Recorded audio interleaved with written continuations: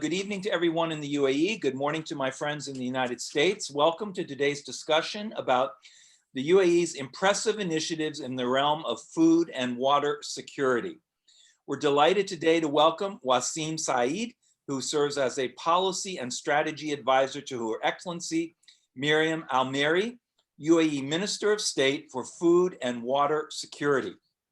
This webinar comes as a continuation of the Business Council's close engagement with the UAE's Food and Water Security Office.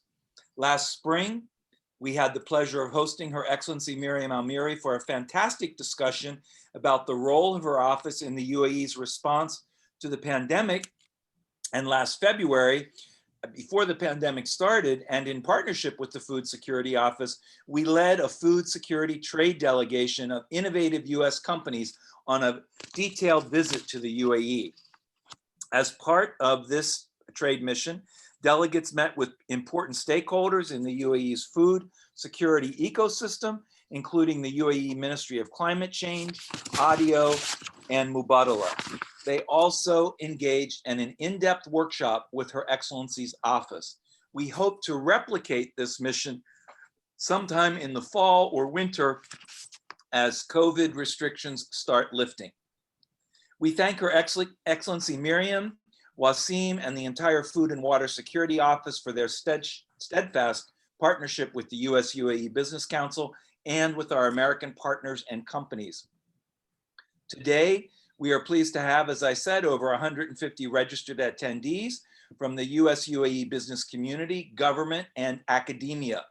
Notable registered attendees include representatives from the US Embassy in the UAE, the US Commercial Service, the US Department of Agriculture, USAID, the UAE Embassy in Washington, DC, the UAE Ministry of Energy, and several governments from around the world, including the UK, Canada, Australia, Ireland, Poland, Israel, and Romania.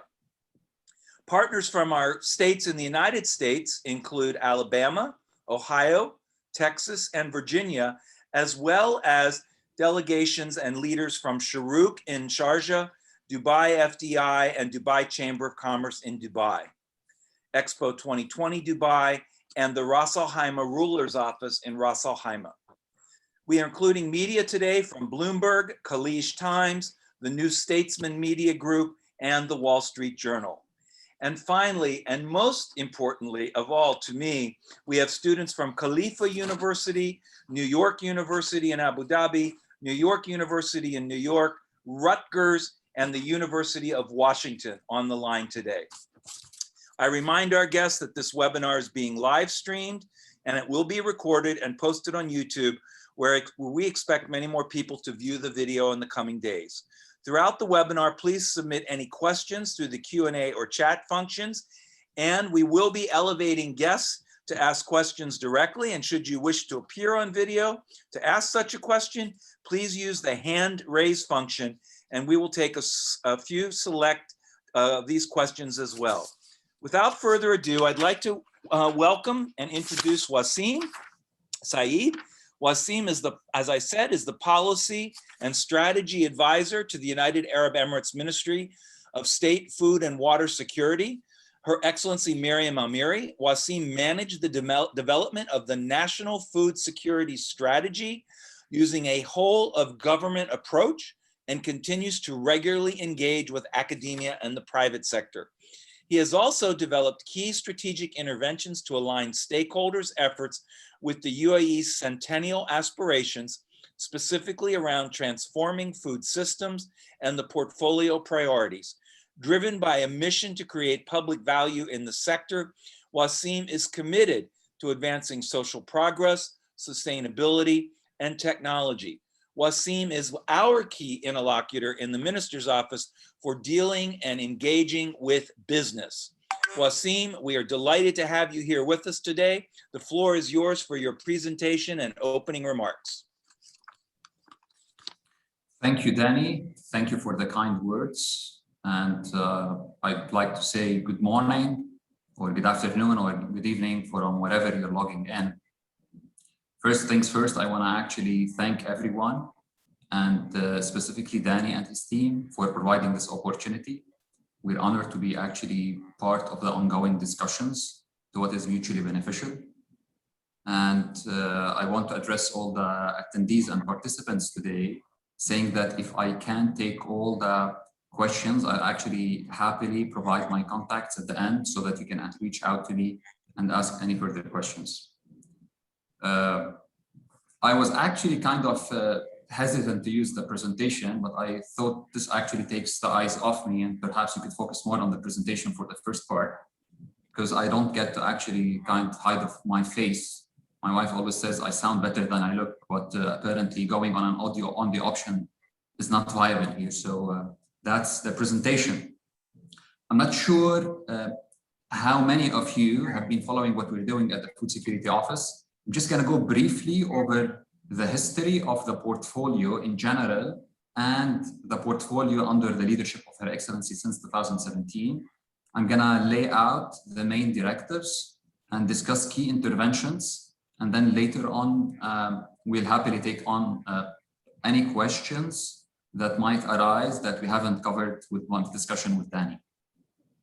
So at the outset, food security, although recently explicit, has always been an implicit priority for the U.A.E. since the inception. The U.A.E. have understood that all other vital economic sectors, and for them to compete, an underlying food security is necessary. And this has been resonating with the leadership of U.A.E. in general, and the leadership in Abu Dhabi and Dubai. And it comes to no surprise that His Highness, the Crown Prince, has been awarded twice the Global Food Security Award given by FAO in 2008 and 2009. And this actually predates the work that we're doing right now.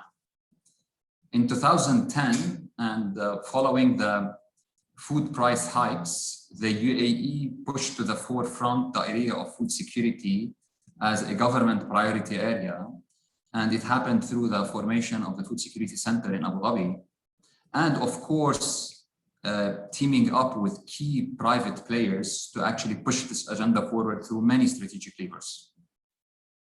In 2017, there came the first appointment in the Arab world of a food security minister with the appointment of Her Excellency Mariam Lemheri, who has been headed the fight since, and that has actually taken on the mandate of water security as well as of last year.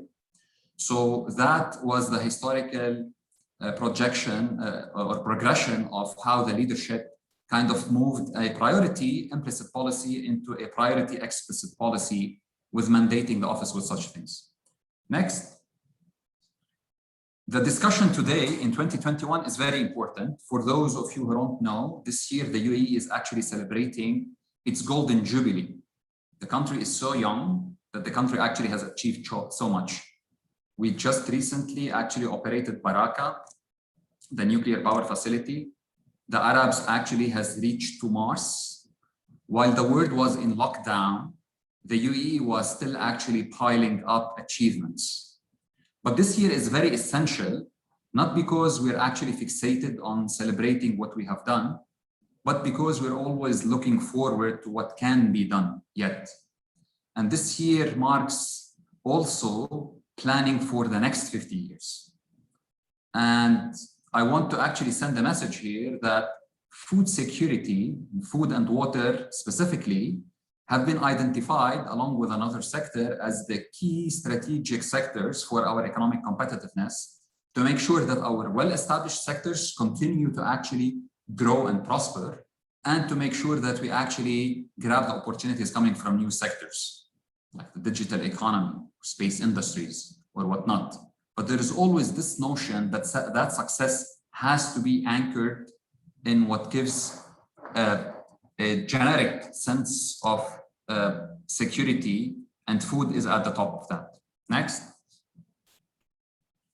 So the definition for the U.A.E. is a continuum of what we've actually been doing. We want to enable all the citizens and residents of this country to have access to sufficient, safe, and nutritious food at affordable prices and at all times, including emergencies and crisis.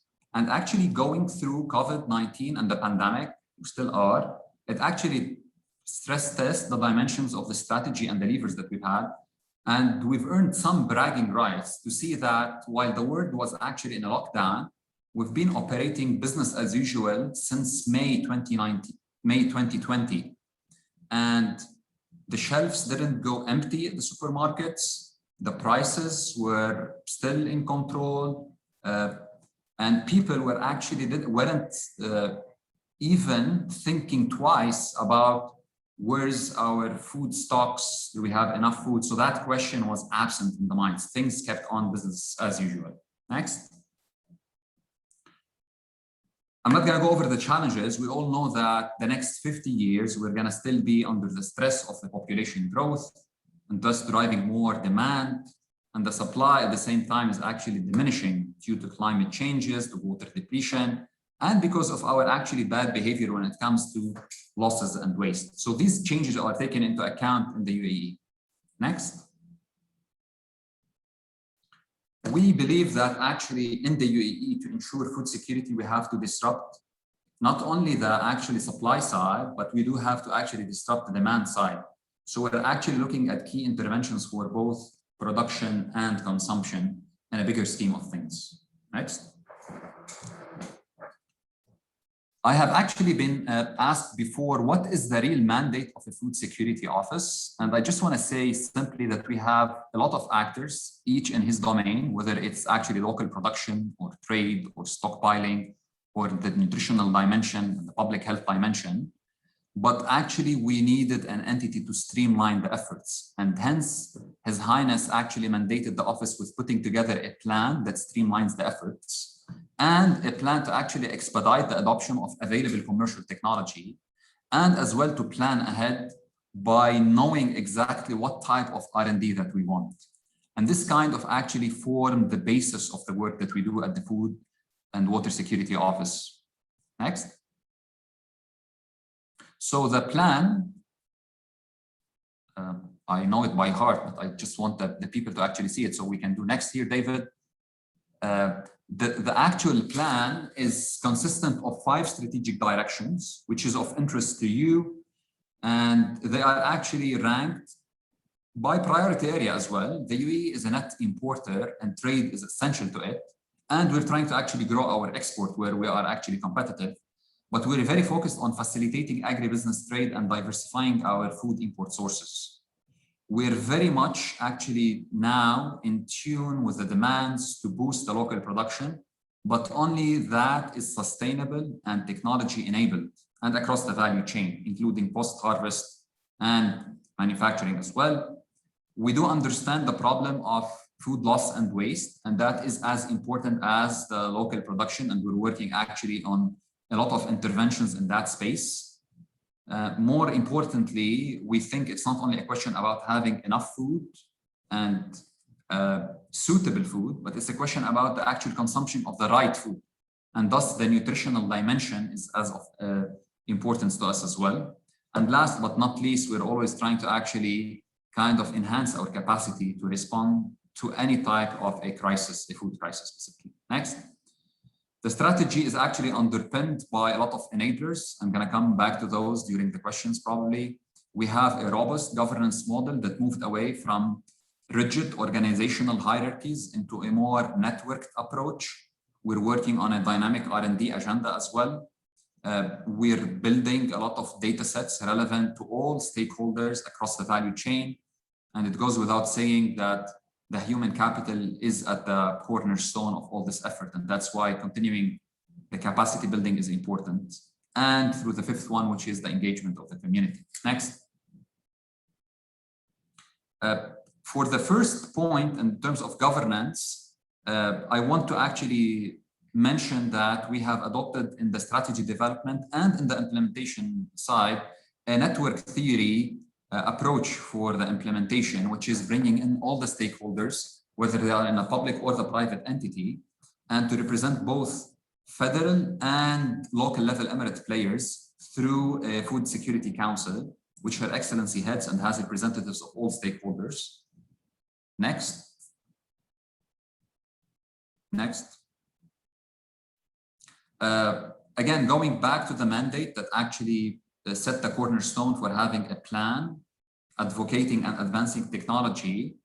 Her Excellency Mariam has spearheaded a lot of initiatives to actually kind of tackle challenges in the system that are hindering the adoption of technology. And we've had a lot of initiatives over the last 2 or 3 years. And this slide is to show you that the highest leadership of the UAE is actually keen on supporting that vital portfolio. This was actually an event for an accelerator or an agricultural accelerator that removed a lot of hindrances and came up with 10 particular initiatives next, where we kind of tried in an essence to reduce as much as possible capital expenditure for new projects, streamline licensing processes, provide financial instruments, and provide as well other technical tools for whomever want to actually enter the sphere, specifically in controlled environment agriculture as well as aquaculture. Next.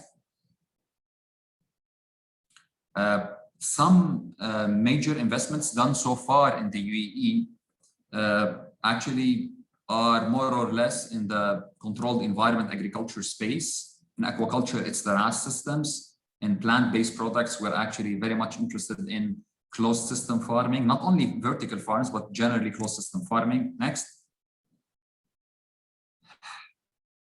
What comes next, and we're sure that this might be of interest to a lot of companies, the States specifically, is the food system disruption, alternative foods, and where do they come from? There was a slide that actually showed cultivated food, lab-based food and alternatives. This is big coming on our R&D agenda, and we're going to look for a lot of investments, research proposals, and ideas coming in that space. I just want to mention that as we speak, the UAE has an excellent R&D capacity. We host the International Center for Biosaline Agriculture that is actually taking close to market research and try to actually prototype and scale up. We do have a Seawater Innovation Center trying to utilize the 3 S's of this country. It's vast seawater and sand and sun. And yesterday, we did actually inaugurate phase 2 of the Marine Innovation Park and the Sheikh Khalifa Marine Research Center. So this is a lot that has to do with our green economy, with our blue economy, and actually our, I would say, aquaculture side as well. Next. I think I'm beyond the opening remarks now. This is actually diving deep. This is something that I want you to actually take note of. This is something that is coming from the preparation for the next 50 years. The UAE is actually keen on moving forward with the well-established sectors that they have. People know it: financial services, retail, tourism, whatnot. And of course, there is a lot of new sectors. But at the heart of it lies our strategic sectors, which are namely food and water, as well as our pharma and medical. Those actually underpin the whole development. And for the food and water technology, we're looking specifically at controlled environment ag. We're looking at lab-based cultivated and alternative food. And we're looking at actually bioengineering applications in general, plus all the regular large-scale applications. Next. Next, these are just actually examples of some of the incentives in the ecosystem. And I think shortly, we will be sharing through the U.A.E. US Business Council, as well as the efforts at the embassy, a kind of list of all the incentives and all the interventions and all the programs that actually pertain to the agriculture and food ecosystem in the UAE. And what does that mean for anyone who's interested to actually scale or bring their business here, or someone actually just start up and use what we have over here. Next. Again, next. These are things that we've done on the nutritional side. I'm going to discuss now. Next, please, David. I'm actually putting the slide just to let you know that the UAE last year launched the biggest prize in terms of food tech, where the winners actually shared a prize of $1 million. And this is one of many examples about the supporting ecosystem in the UAE that is keenly now looking for innovations in the food space. So these were the 4 winners that we've had. People actually growing varieties of food with salt water. Others actually looking at food traceability applications and bringing this as a consumer right. And those actually producing alternative food, algae, and bringing it to regular manufacturing stuff. Next. Next. Another example that we've actually launched is an aquaculture pulse of the UAE. If anyone's actually interested in that particular sector, he doesn't have to come and actually do this counting on his own. This actually has a lot of information, technical and otherwise, on the policies and regulations, licensing, and whom to talk to, and potential partners, and so on and so forth. So that sort of thing is all actually developed in terms of a food security toolkit for someone who wants to actually come look at potential opportunities in the UAE. Next. I want to shed actually some light about what happened during COVID-19, but probably later in the question side. We just had to say that we're actually proud of the leadership. We're proud of the teamwork that actually happened between all the stakeholders at the government and the private sector side that made sure we actually come out of this as soon as possible, and to make sure that the things went back. We're not at the normalcy yet, and I don't think anyone can claim that, but I would actually say that that helped with easing things out and make sure that we go back to our offices and buy our food at the supermarkets and just go on with our lives. So this is something that I'll touch upon later in details.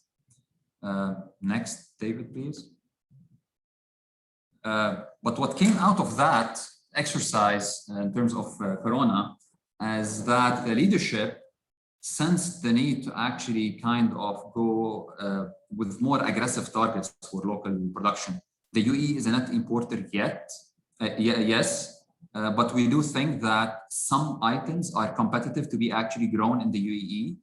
And the cabinet mandated the formation of agri-tech sector development team that came about with a list of interventions. The bottom line is we want to go after more aggressive targets for local production for what is economically viable. And you're just going to hear about that soon.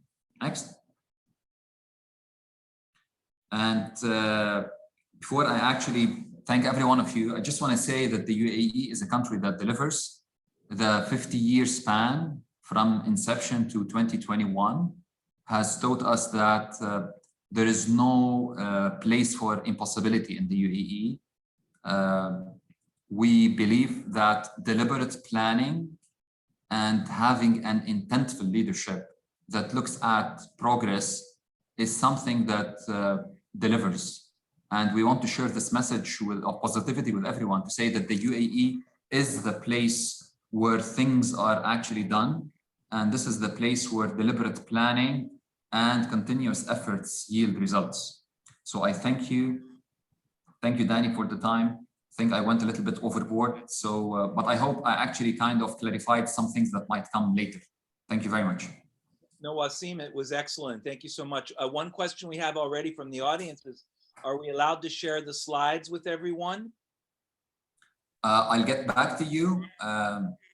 I'll get back to, I don't think there's a problem. I just actually need kind of to check this with our comms team. Okay, no worries. We'll once you give us an answer, if it's yes, we will be able to share them with everyone who's on the attended the video today. Let's go in. For those of you who are unfamiliar with, I'm sorry, I'm adjusting my computer screen here a little bit. There we go. For those of you, I'm in my Washington, D.C. office today, which I have not been in almost a year. And so trying to get make accommodations for using the computer and the Zoom on this location, which I've never done before. So for those unfamiliar with your office, tell us a little bit more about the motivation for creating a Minister of State for Food Security, a Ministry of State for Food Security, if you will. You have a Minister of Artificial Intelligence, you have a Minister of Food Security. You have a lot of first ever ministers in the UAE government today. And this is very, very important and noteworthy. So just give us a little bit more background on the why. Thank you very much, Danny. I think the spirit of positivity underlies a lot of the initiatives undertaken by the UAE cabinet. And it's an affirmation that impossible is possible. So you had a first minister for happiness, and that was actually looking at well-being in a comprehensive manner. As you mentioned this, there is a minister for artificial intelligence, just to actually stress and underline the importance of AI for our future. And using the same token, it's the UAE's leadership emphasis on food security. I did mention that food security was essential in 1971 and is essential today, and it will be essential for the next 50 years. We're talking about a vital sector for everyone's survival and thriving. But the UAE leadership wanted to push that from being kind of behind doors implicit policy that is of importance to kind of an explicit one, just to let everyone know that, yes, we're taking care of that. You might actually not know this, but this word, food security, has always been part of the mandates written for all the stakeholders. So food security was part of the mandate for the Ministry of Agriculture and Fisheries historically. Food security was mentioned as a mandate for the Ministry of Economy and Trade at that point. So everyone had his role in food security. It wasn't at the forefront. Everyone was taking part. And then we continue in the same spirit. Food security is still essential. The essential part now is technically to kind of streamline the efforts and facilitate the discussions. You know, when you have multiple stakeholders, some things might be unattended while others might have duplicate efforts. Making sure that there is a minister spearheading that portfolio, make sure that there is no inefficiencies, and make sure that the discussion is actually streamlined. So that was the actual objective in actually creating that portfolio, stressing that this is very important for us. It underpins all the other economic growth sectors, and the UAE is keen on providing that for its people. So tell us how the ministry interacts and with other key organizations like ADAPSA and ADIO and ADQ and the Ministry of Climate Change. Are you primarily a coordinating role? Do you play you're setting policy, of course, but are you then coordinating the policy among these other key players? Talk a little bit about how that's done, please. I did mention that we actually adopted a network theory approach for the food security portfolio, because we know that this portfolio is so vast and big. There is a nutritional security dimension, ensuring that people consume healthy food. There is an economic part to it, ensuring that people have economic access to food. And there is a technical agricultural side to it, ensuring that there is a local production. So the stakeholders are a lot, but there is no one overseeing that whole bundle thing. And that in that spirit, the office actually came in as an umbrella for actually all those efforts. So it's not only a coordinating effort, it's actually leading and planning and streamlining the efforts of others. So the office was mandated with putting the overarching plan, which actually for the first time was done. Others were actually taking parts of that plan, each in his domain. But now we have an overarching strategy for everyone, an overarching platform for the programs and interventions, and a way to actually ensure that no duplicate efforts are done, and at the same time ensuring that no area is left unattended in terms of food security space. Coming back to the other players in the UAE, it's good to mention for our participants today that the UAE actually has a federal government and local governments, for 7 local governments for the local emirates. And we have a lot of actually very important stakeholders at the Emirates levels and the federal level. So the Food Security Council, the Emirates Food Security Council that I did mention in the presentation, is the platform where everyone actually come together to discuss the national agenda as mandated in the national strategy and to resolve those issues. So yes, our stakeholders at the local emirate level and our stakeholders at the federal government, each in his domain, are important. The Food Security Office, it champions the strategy and its implementation through a networked approach with all the stakeholders. Thank you, Wassim. After the government reorganization last summer, Miriam's title changed to Minister of State for Food and Water Security. Tell us a little bit about the link between water and food security, and how you're handling the water aspect of water security in the minister's office. Water security is as important as food security and has always been a priority as well. There's actually in place a water security strategy that was launched in 2017 when it was part of the mandate of the Ministry of Energy. And there's a predating water strategy as well called the Water Conservation Strategy of 2010. At that point with the Ministry of Environment and Water. And there's a continuation of efforts. So the government is actually building on top of things that has been done. The government actually looks at a nexus approach because we know that most of our groundwater is used for agriculture and landscaping. That's the thirstiest sector in the UAE. And you can't actually achieve the goals of food security unless you actually streamline the nexus. And I mean specifically water and food. We're trying actually to improve our efficiency gain by producing more with less inputs, less resources, and water is a very important resource. So that came to actually align the nexus approach. And in terms of the strategy implementation, the strategy in place that was done by the Minister of Energy is still active. It has brilliant programs that are actually helping with both demand and supply side. We're looking at technologies that actually improve the quantity and quality of the supply. And we're looking at interventions that reduce the demand side. So that's in a nutshell, the reasoning behind actually the mandate of having food and water. Noteworthy that the stakeholders are still involved. We are a small office that are actually overseeing the strategy, but the real champions and the real heroes are our partners at the federal and local level, each doing his own intervention or program.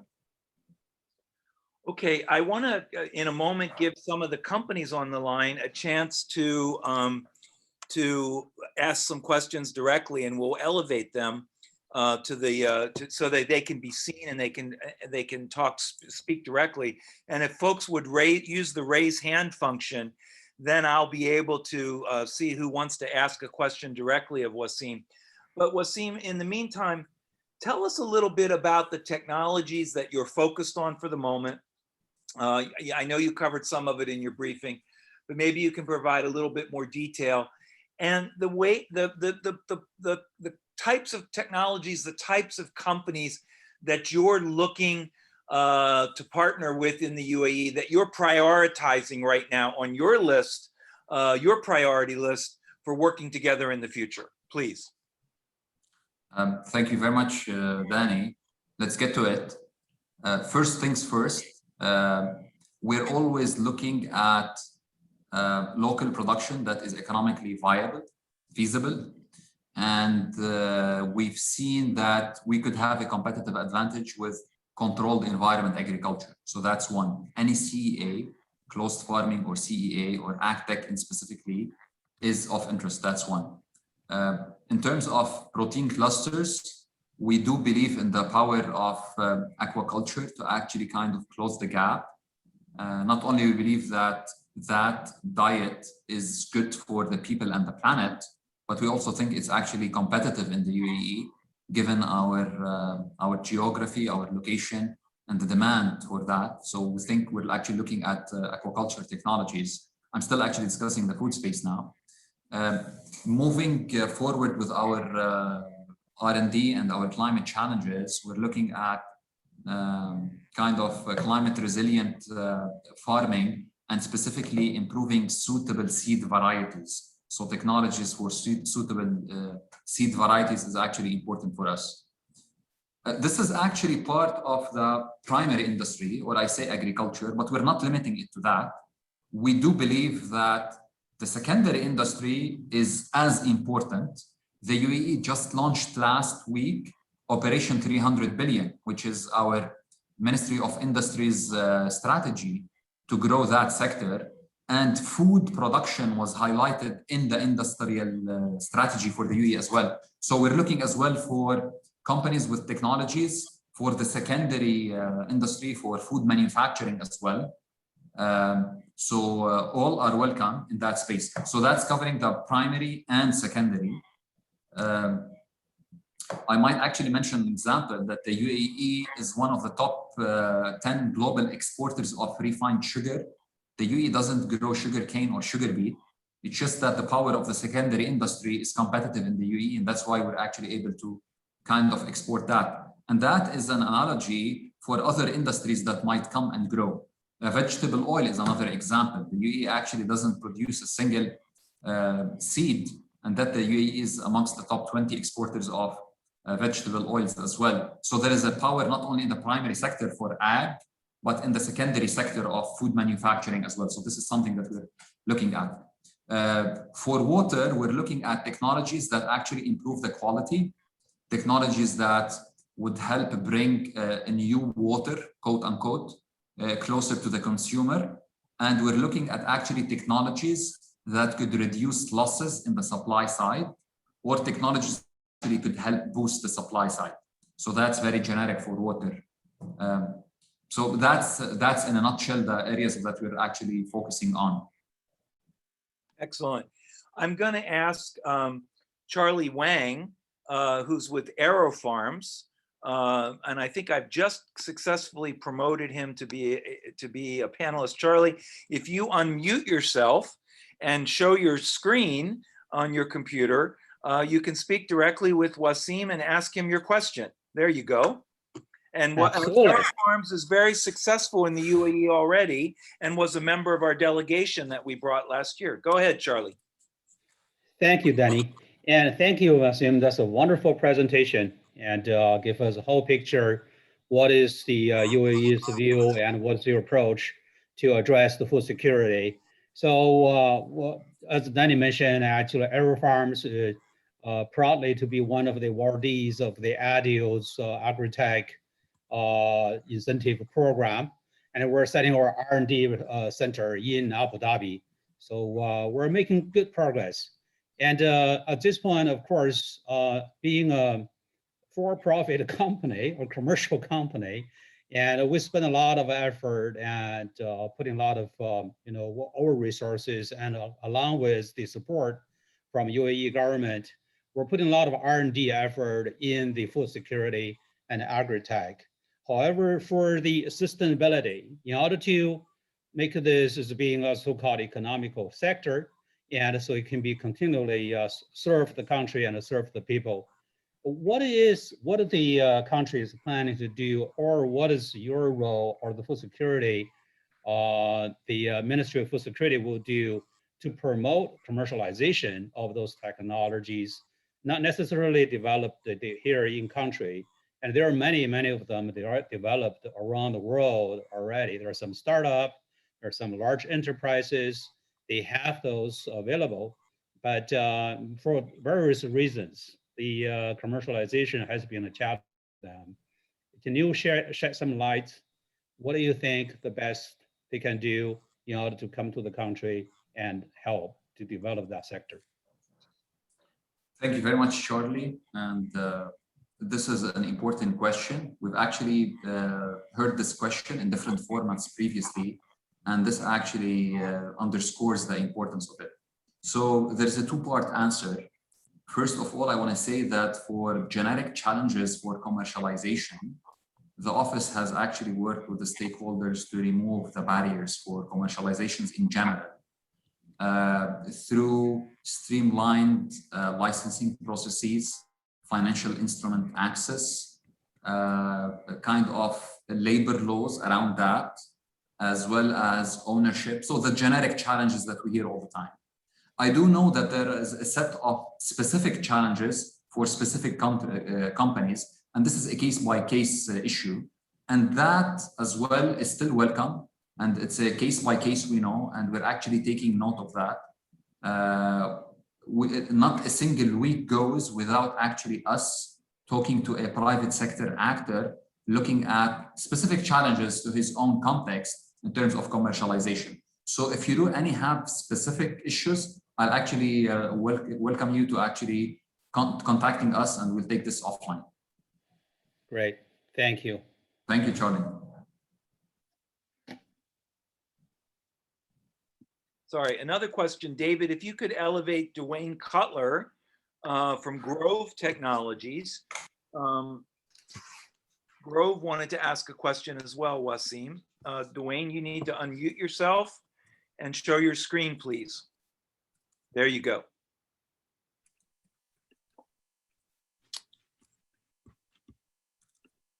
Okay, Dwayne, what's your question?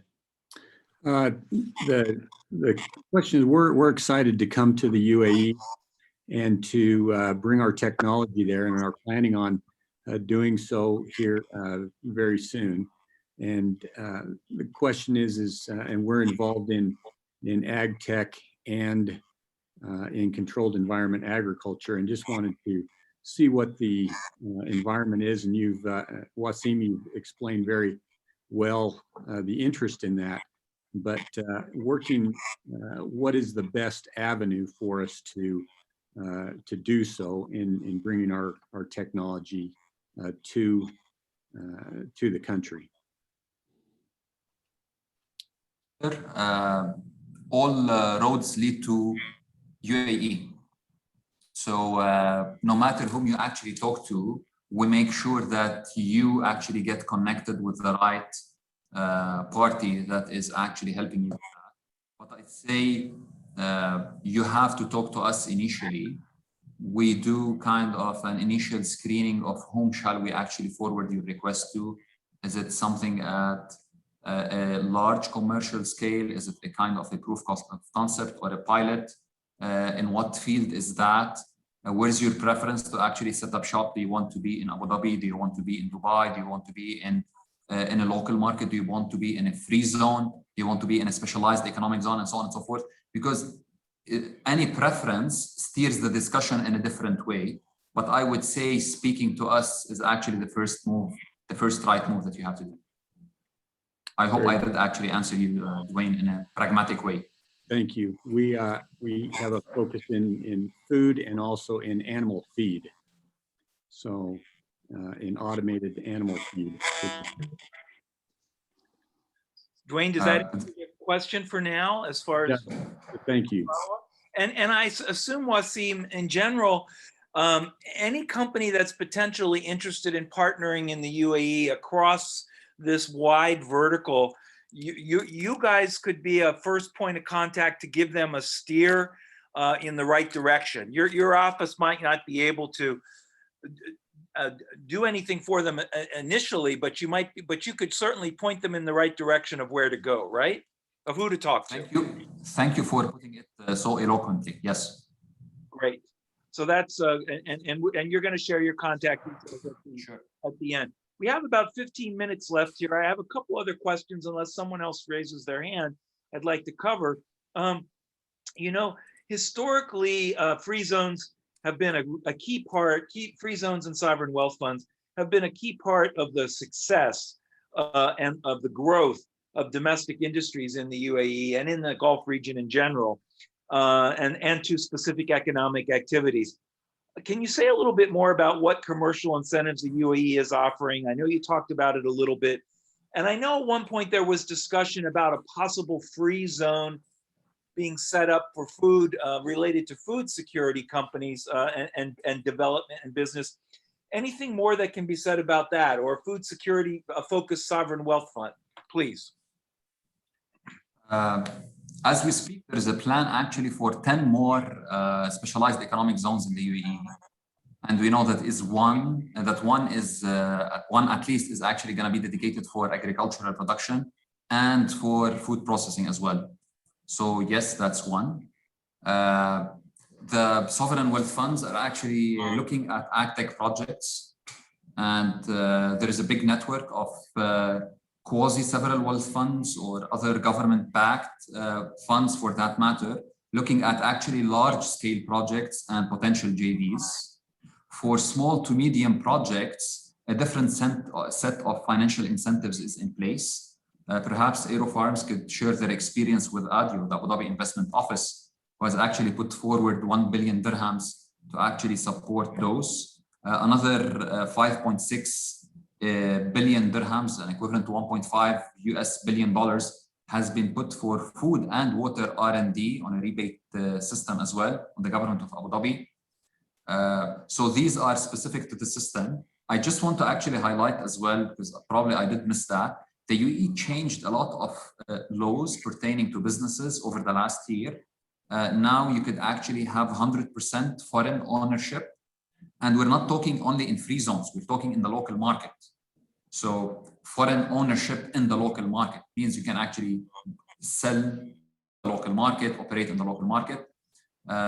Of course, everyone knows there is always 100% repatriation of capital. So cash moves easily in the UAE, no restrictions there.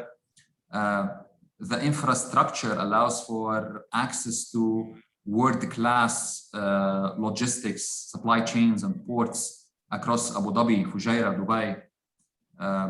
You might actually be also interested to know, and this is for all participants, that the UAE has no corporate or income taxes, no direct corporate or income taxes.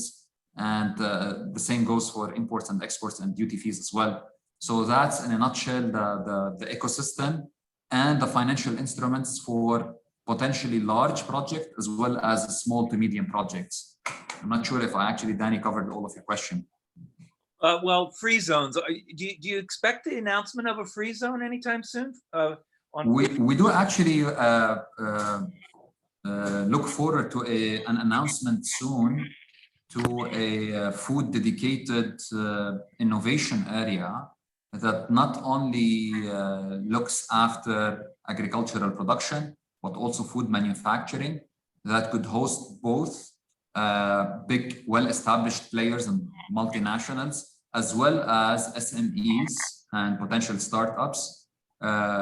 This will actually include a lot of shared hard infrastructure needed for prototyping or needed for early phases of commercialization. And it would have access to government licensing offices, to have access to financial instruments on spot, and it will actually have access to a talent pool in the UAE by actually positioning that close to those specialized in the fields. This is yet to come. We're just waiting for in quarter 3, we'll have a big announcement of this sort, and we will brief you then, hopefully with actually more detailed deck.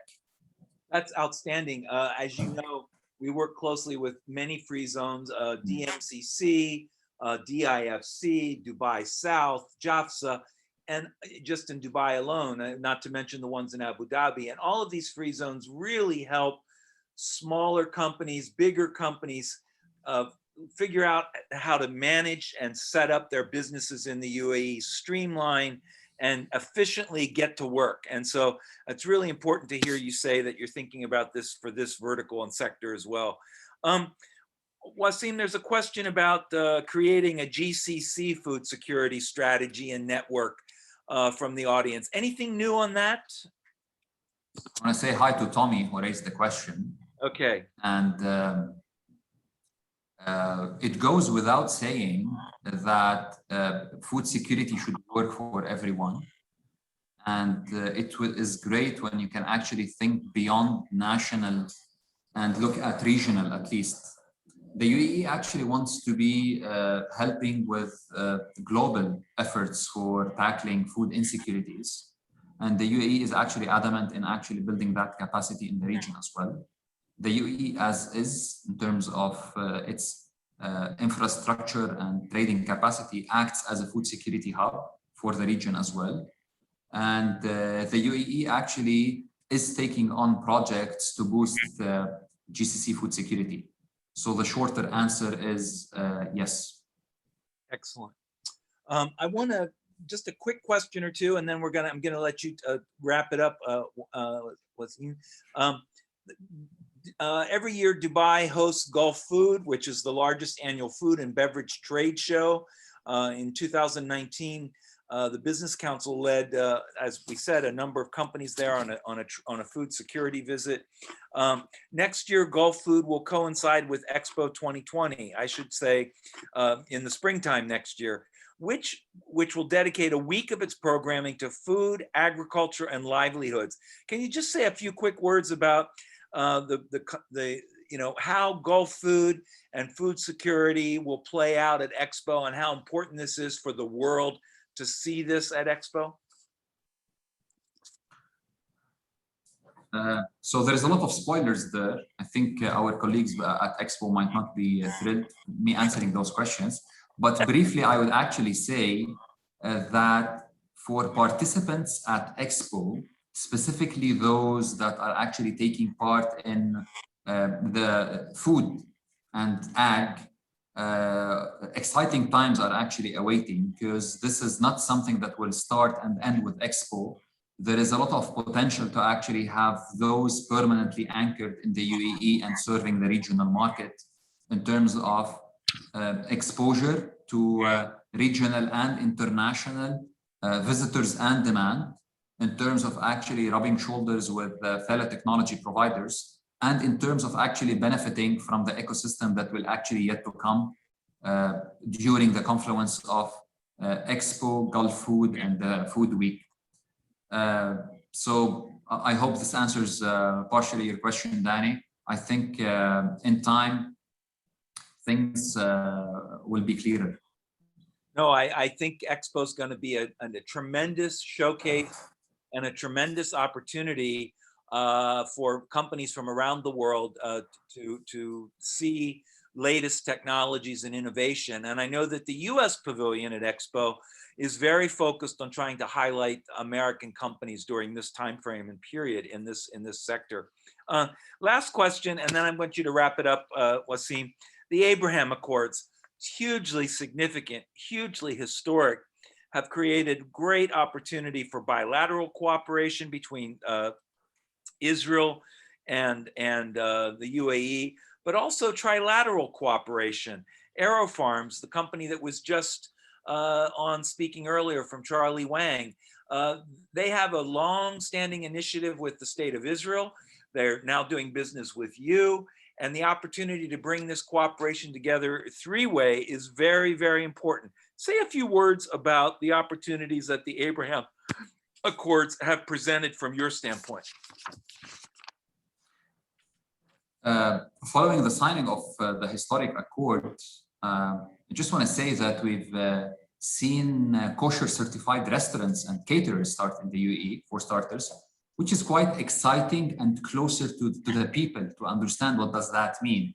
But that's actually just the beginning of things. What actually happened after that is a lot of intensive discussions, and I would say trilateral definitely, with the US championing a lot of those discussions, going over projects of mutual interests to both countries, as they share a lot of actually similar conditions in terms of the environment, in terms of water scarcity, in terms of the challenges that are coming from the demand, in terms of actually the suitability of varieties that we want. So there is a lot of discussions that are actually happening as we speak, and this is kind of an ongoing effort, and it will actually reach fruition soon. Of the areas that has been actually discussed so far, and I can actually tell, projects that are actually coming on the side of soil enhancement, seed and plant variety improvement.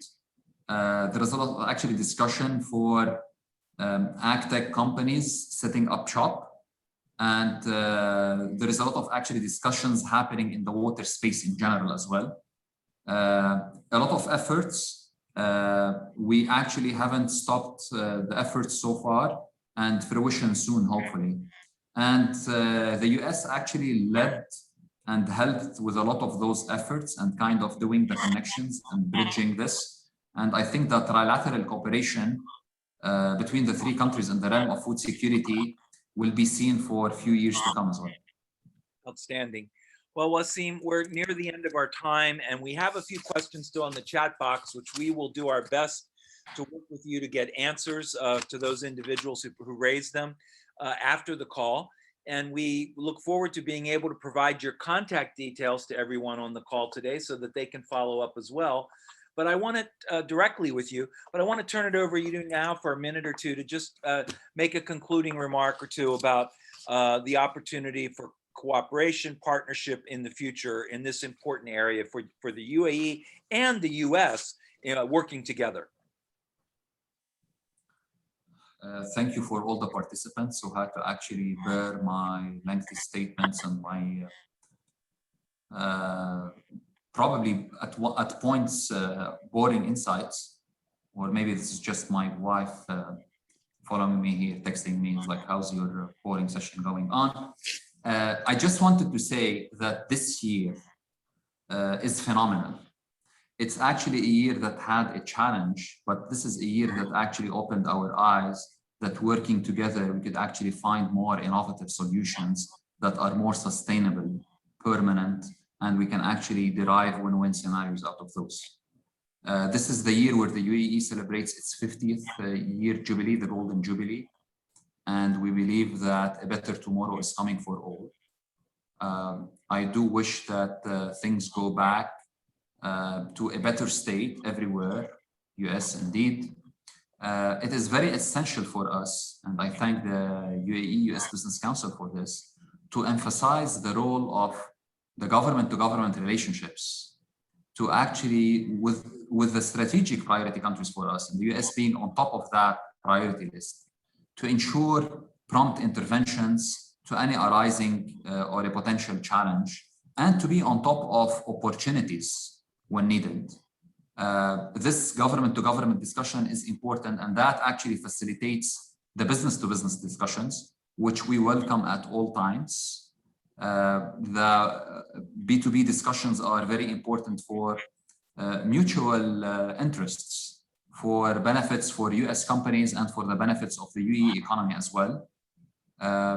We do reckon on the private sector as the main stakeholders driving food security agendas worldwide. And we rely on open communications and frank statements and insights coming from you. And we'll be always open to hearing from you. And we're willing to actually connect you with the right people. We believe that the future markets are centered around our region. And we kind of stress the importance that our strategic ally and our strategic partner, the US, should have a strong positioning in the food space in the UAE. Thank you very much. Wassim, thank you so much. And our partners at home can sometimes be our harshest critics. Don't let your wife continue to give you good guidance. It'll make what we used to say at the Pentagon, those things that do not kill us just make us stronger in life. So in any event, thank you so much for your expertise today. We look forward very soon to the day that we can travel again and be with you on the ground in Dubai and in the UAE and bring a trade delegation of our American companies. We applaud you for what you're doing in the innovation and SME space. This is really, really critical and important. And we could not have a better partner in working with you and Miriam, Her Excellency, and your team. So thank you for that. And we hope to be able to host you in the United States sometime soon on a visit here. So again, thank you for your time today. Thanks to all the participants on the call, and we'll get Wassim's contact details out to all of you soonest. All the best. Take care. Have a wonderful evening and a wonderful weekend, I should say, in the Middle East.